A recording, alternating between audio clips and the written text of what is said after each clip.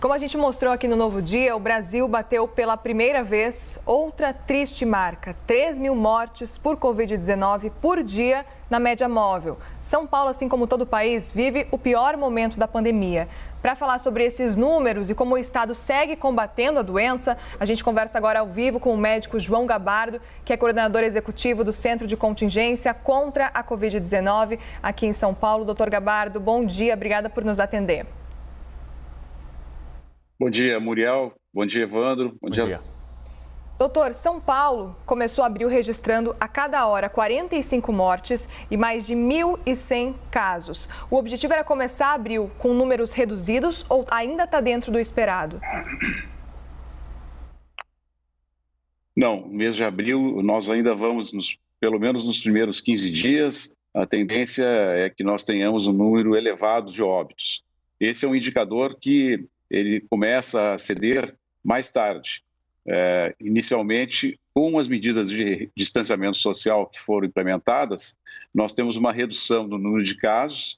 Essa redução do número de casos leva a uma redução no número de pessoas que precisam internar, tanto nas enfermarias quanto nas UTIs, e posteriormente começam a reduzir os óbitos. O que nós conseguimos identificar, avaliando os números de São Paulo, é que nós começamos a ver uma desaceleração no nível de internação em UTIs.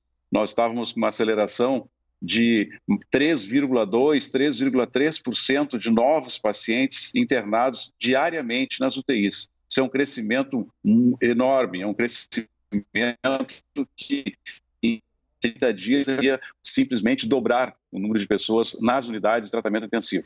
Essa velocidade de 3,3%, ela vem caindo, passou para 2%, passou para 1%, e hoje nós estamos com 0,5% de crescimento. O que nós esperamos é que nos próximos dias esse número se transforme num número negativo, que essa velocidade fique negativa. Isso vai significar que a cada dia o número de pessoas que saem das UTIs deve ser superior ao número de novas entradas. Isso vai fazer com que, com o tempo, as UTIs passem a ter uma disponibilidade maior de leitos, ou seja, uma ocupação menor dos leitos de UTI, melhorando a qualidade do atendimento. Depois disso, em torno de 10... A expectativa, Evandro, é que quando começar a reduzir o número de internações, que nós esperamos que aconteça agora nesse início de mês, até o dia 6, a partir daí 2 semanas, 10 dias a 2 semanas, é o tempo que nós esperamos para começar a ter redução do número no número de óbitos. Infelizmente, nós vamos ter que ter ainda paciência e entender que mesmo com esse número elevado de óbitos, pode estar ocorrendo uma desaceleração na transmissão da pandemia. Doutor, os críticos às restrições, ao isolamento social, ao toque de restrição que foi implantado no caso aqui no estado de São Paulo, usam esses números de internações, né, que vêm batendo recordes, justamente para questionar se essas medidas de fato fazem diferença para desafogar a rede de saúde. Com quais informações, além desses números que o senhor já apresentou agora no fim da sua fala, o senhor rebateria essas críticas? Olha, primeiro, nós temos que confiar nas medidas que foram tomadas de distanciamento social, porque os indicadores mostram isso. Houve uma redução no número de pessoas que usam o transporte coletivo, houve uma redução no número de veículos que estão circulando pela cidade de São Paulo, houve redução nos veículos nas estradas de São Paulo. Então, sem dúvida nenhuma, isso é visível para todos, houve efetividade nas medidas de distanciamento. Com essas medidas de distanciamento, a possibilidade das pessoas se encontrarem, né, uma pessoa contaminada com uma pessoa que ainda não foi contaminada e transmitir a doença, ela cai de uma forma bastante importante, com esse distanciamento físico. Isso nós podemos comprovar com os números de São Paulo. A partir do momento que nós implementamos essas medidas, a medida emergencial, logo após termos já iniciado a fase vermelha, 2 semanas após iniciar a fase vermelha, nós paramos de crescer o número de pacientes que estavam internando nas UTIs. E em torno de 1 semana após, quando nós já estávamos na fase emergencial, nós começamos essa desaceleração, uma redução na velocidade de novas internações. Os números que nós trabalhamos são esses, são os números que demonstram o distanciamento social, os números que mostram a transmissibilidade da doença, analisando novos casos, analisando internações em enfermarias e UTIs e analisando os óbitos. E um outro número importante, indicador importante, para mostrar a efetividade das ações, é o acompanhamento, o monitoramento da capacidade de atendimento, da ocupação dos leitos. Então, quando nós começamos essa fase mais difícil, nós estávamos com em torno de 70% de ocupação. Passamos a ter 80% de ocupação, chegamos a 90% de ocupação. Hoje nós estamos com 92%. Agora, esses 92%, eles já estamos com ele mantido em torno de quase 2 semanas com essa taxa de 92%. Não houve colapso. Mesmo com um aumento muito forte que nós tivemos de casos e internações, São Paulo conseguiu em 30 dias duplicar o número de leitos. Nós saímos de um número em torno de 9 mil e estamos hoje com 14 mil leitos de UTI. Então, essa capacidade que o governo do estado de São Paulo teve de ampliação do número de leitos foi que possibilitou que o atendimento continuasse sendo feito de uma forma quase normal. Né? Evidentemente que em algumas localidades houve um excesso de internação, houve uma demanda maior que a capacidade de atendimento, mas a média estadual nós conseguimos manter com 92% de ocupação dos leitos. Doutor, com essa nova variante identificada em Sorocaba, que é muito parecida aí com a sul-africana, como é que o centro de contingência avalia a chegada dessa variante? Lembrando, né, que depois que aquele primeiro caso da P1 foi detectado por aqui, os casos de P1 se espalharam rapidamente. Como é que vocês avaliam, então, a chegada da variante que é muito parecida? Tudo indica que pode ser a sul-africana, né?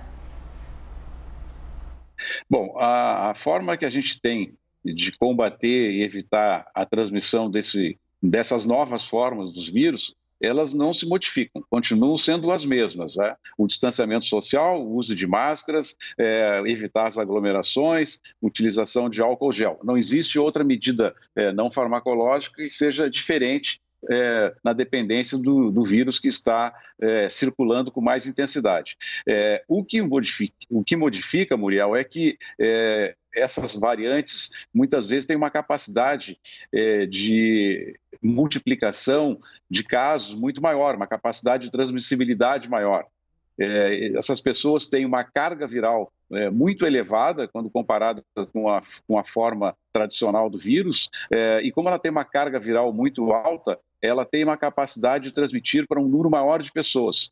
Então, esse é o maior problema. Ele aumenta a transmissibilidade. E, em algumas situações, as pessoas que adquirem essa contaminação por essas variantes apresentam a doença de uma forma um pouco diferente. Como ela tem uma carga viral mais elevada, geralmente os casos são mais graves, né? E também uma outra característica de atingir uma população mais jovem. Isso pode estar acontecendo porque as pessoas de mais idade já estão sendo imunizadas, e isso nós podemos constatar que há uma redução muito significativa nos pacientes que já estão imunizados, tanto nos profissionais da área da saúde, quanto nas pessoas inicialmente acima de 90 anos, depois acima de 85 anos. Hoje nós estamos iniciando a vacinação para pessoas com mais de 68 anos. À medida em que nós vamos ampliando a faixa etária de pessoas vacinadas, a gente tem uma redução bastante significativa dos casos nessas faixas etárias, nessa população. Então, hoje, com os idosos já estão sendo vacinados, cresce proporcionalmente os casos de pessoas mais jovens, pessoas que estão se expondo mais, alguns por necessidade, porque as condições econômicas exigem, e outros porque são irresponsáveis, né, que têm um comportamento errático, se expõem em aglomerações que são absolutamente desnecessárias. Isso coloca em risco todo o sistema de saúde. Nesse cenário que o senhor nos traz, o senhor é a favor da reabertura das escolas?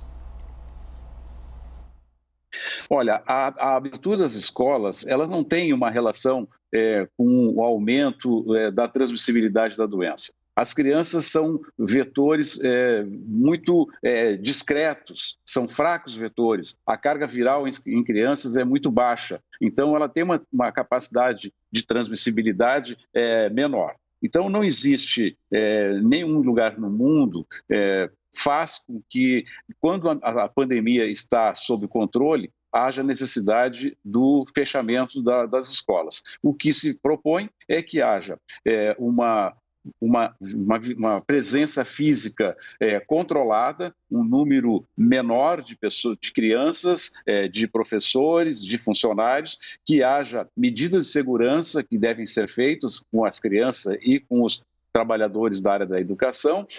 Os casos devem sempre ser, que apresentarem sintomas, eles devem ser isolados, devem deixar de participar das atividades presenciais, e aí com isso a gente vai controlando. Então, a não ser que haja uma presença de um surto dentro de uma determinada escola ou dentro de uma sala de aula, as atividades devem continuar funcionando normalmente. Doutor, rapidamente, a Prefeitura de São Paulo tem uma previsão de retomada das aulas, se não me engano, no dia 12 de abril. Então, o centro de contingência não seria contrário a isso?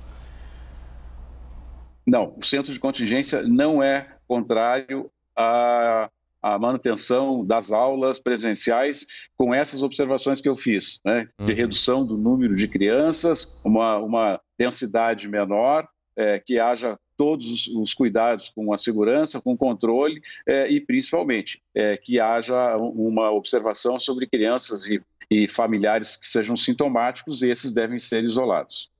Mesmo na fase vermelha?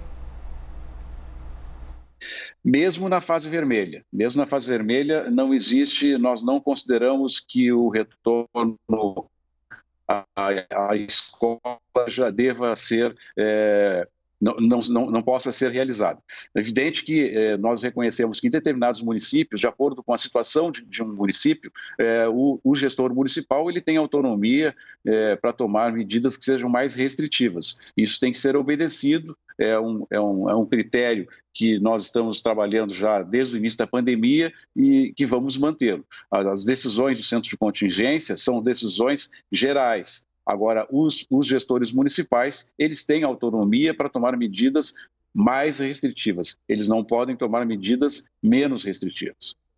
Doutor, em relação às pessoas vacinadas, a gente está cada vez mais atingindo grupos com idades menores, né? Então chegando agora aos 68 anos de idade.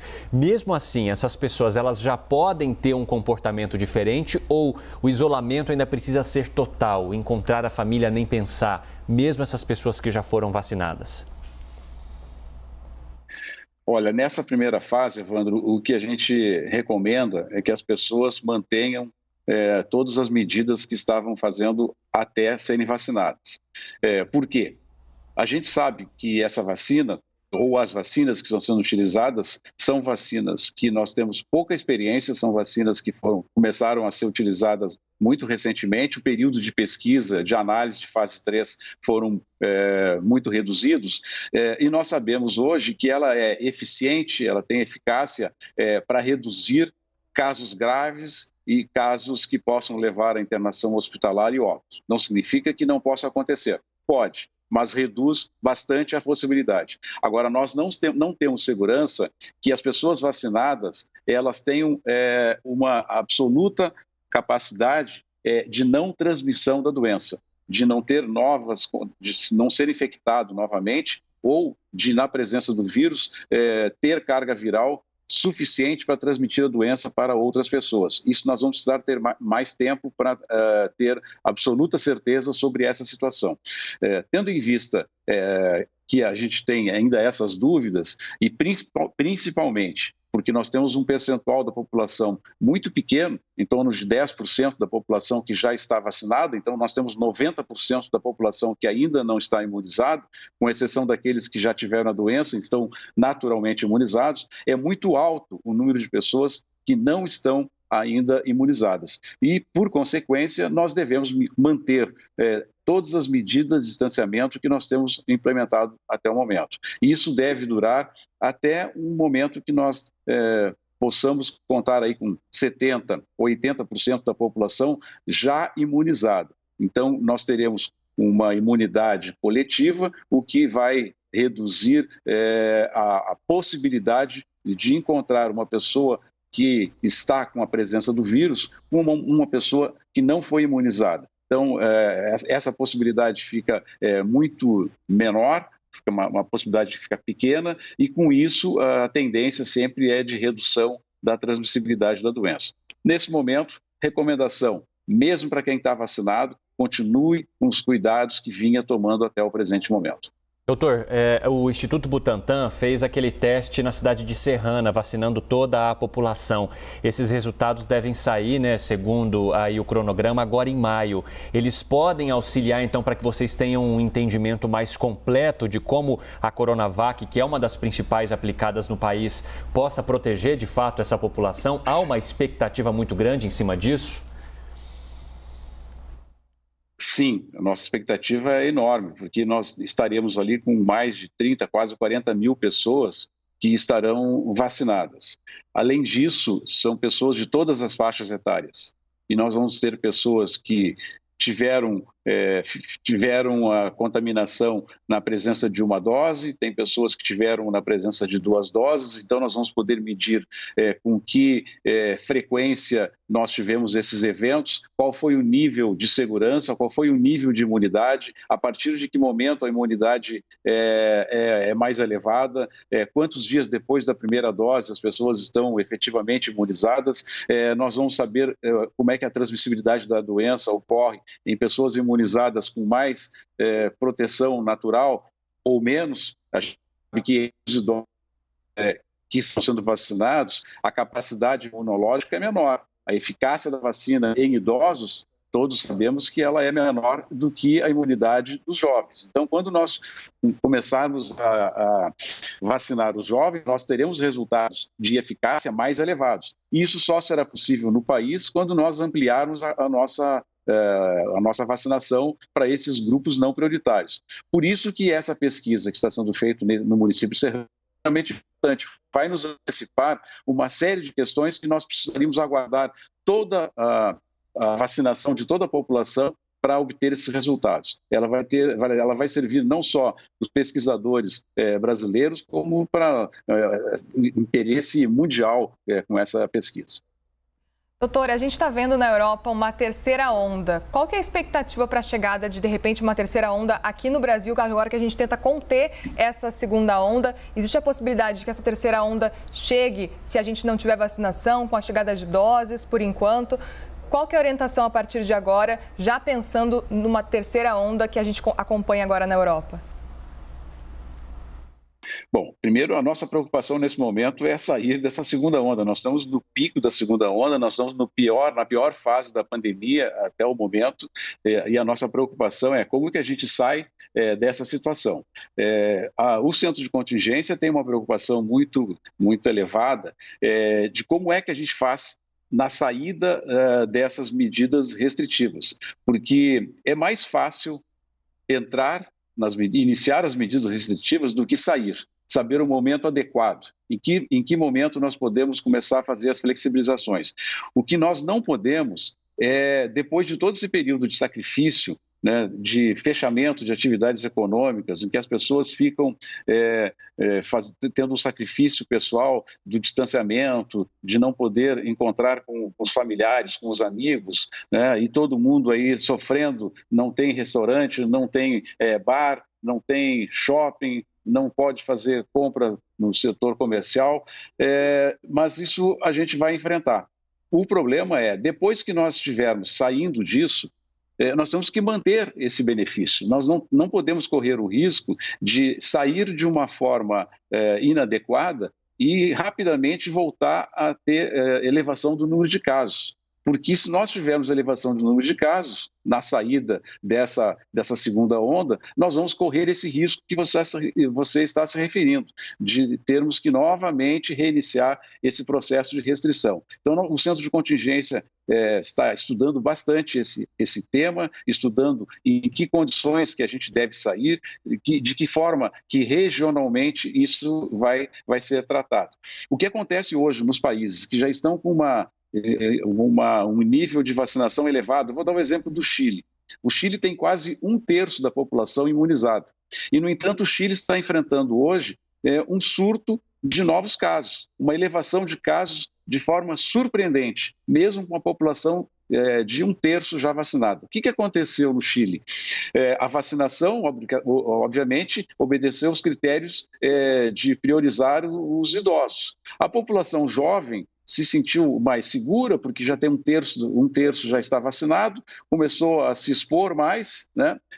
Teve uma exposição maior, com menos cuidados, e uma elevação no número de casos. Agora, quando se analisa essa elevação do número de casos do Chile, mesmo para aqueles que fazem a crítica, mas o Chile tem 1/3 da população vacinada e está tendo um surto de novos casos. Esses novos casos estão acontecendo de uma forma quase concentrada entre os não vacinados. Entre a população que já tomou vacina, há uma redução super importante do número de novos casos, principalmente do número de casos. Agora, entre a população que ainda não se vacinou, o risco continua sendo o mesmo. Então, nós não podemos, pelo fato de ter um percentual da população vacinada, não obedecer às recomendações de distanciamento social, porque senão nós corremos esse risco de, mesmo tendo vacinação, a gente ainda enfrentar surtos como esses países estão enfrentando.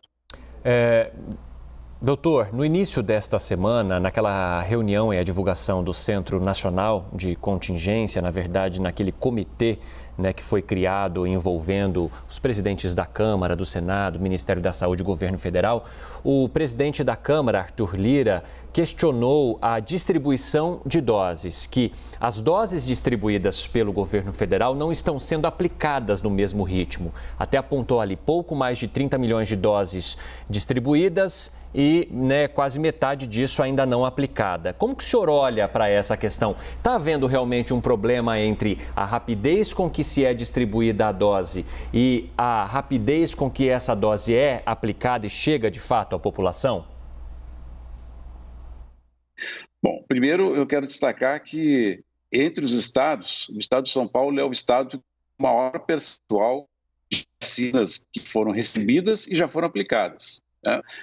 Acima de 80%. Entre 80% e 90% das doses que o estado de São Paulo recebeu, elas já foram aplicadas. Nós estamos absolutamente controlando para que a vacina, quando chega, ela imediatamente seja transferida para os municípios, seja o mais rápido possível aplicada nas pessoas que precisam ser imunizadas. Nós estamos cuidando para que não haja reserva de vacina, mesmo essas vacinas que estariam reservadas para a segunda dose, elas estão sendo feitas com muito critério para que não haja vacina ficando guardada nas geladeiras e nos estoques dos municípios.